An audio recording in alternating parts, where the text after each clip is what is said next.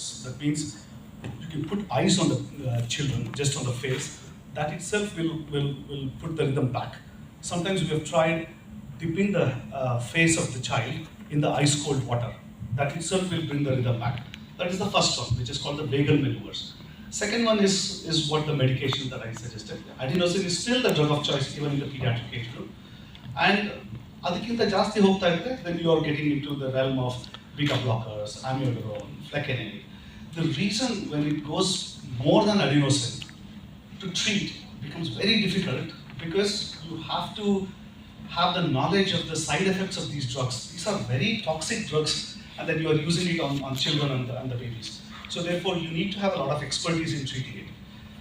As long as heart is not going into failure, these medicines are enough to bring it back to normal rhythm.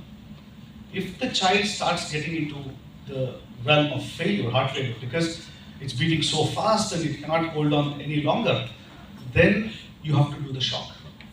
So a lot of times when we do the shock, it will come back to the normal rhythm.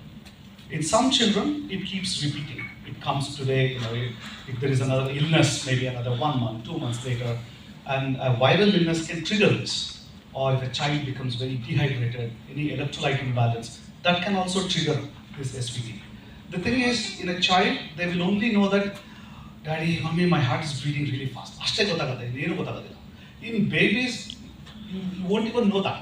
The baby will be lying happily. Only if somebody puts the stethoscope or put the monitoring, then you will know this is happening. Otherwise, you won't even have symptoms.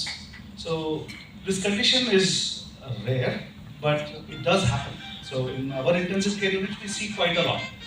Also in the child, if they have got heart conditions, pre-existing heart conditions, structural problems, congenital heart conditions, those children will have more SVTs.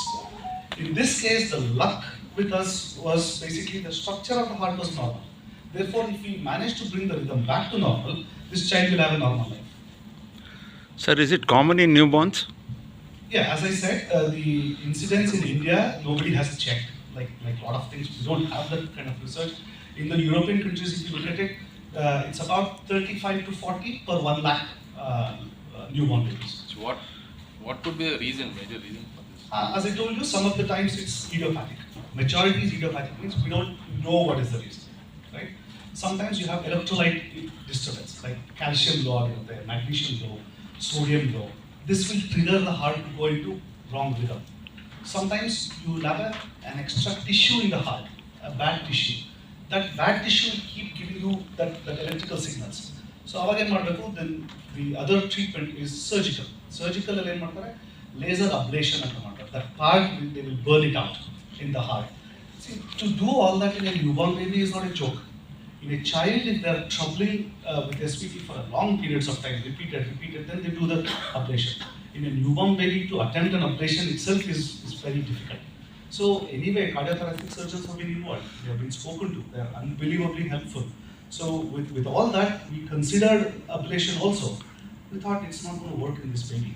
So therefore, this novel therapy has been tried. I have 2 questions. The high-end NICUs that we have, which are very well equipped to take care of these sick newborns, and like CEO just mentioned, that we are capable of, and just yesterday at one of our